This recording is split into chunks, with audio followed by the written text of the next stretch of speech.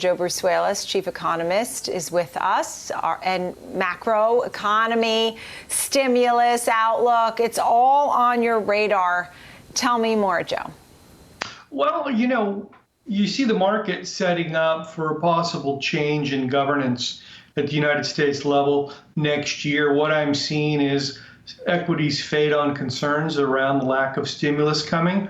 Well, the bond market's clearly signaling it's beginning to price in a much more robust set of stimulus that will likely arrive next year if there is A, Biden administration, and B, unified Democratic control of the Congress. And those are still they're pretty big ifs at this point.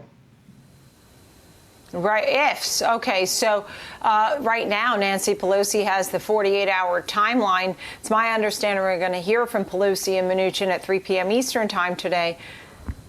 It's really so much of our economy is contingent upon the stimulus, or not necessarily? Okay, so here's how this looks at this point in time. We're, 9 months in, or 9 months past the initial pandemic shock. The economy is running at about 80% capacity.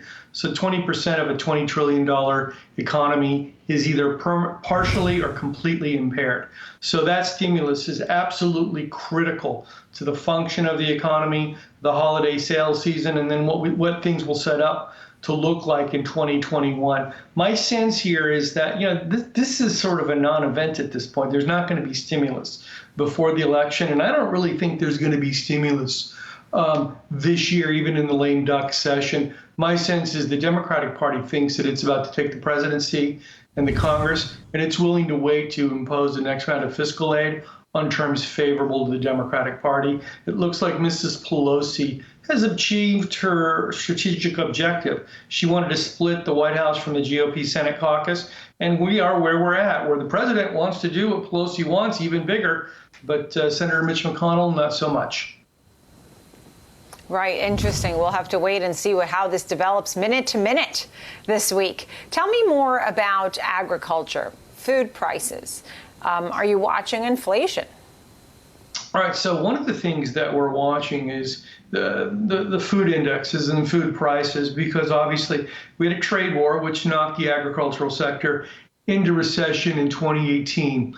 Okay. That being said, we are now beginning to see a bit of a rebound in overall food prices, and this is the first turn for the better in the overall agricultural sector. It's been a very, very long time since we've had anything good to say. Am I worried about inflation? No, I'm not, actually. I think that with an economy that has such a substantial output gap, that is, we're growing at an actual rate well below what our true potential is. And until we close that gap, which will necessitate years of accommodative monetary policy and aggressive fiscal policy, we just don't have much to worry about when it comes to inflationary risks to the economic outlook. Okay, so that being said, what about the jobless numbers? I mean, continuing claims have been going in the right direction, and while some people have gotten their jobs back, others haven't.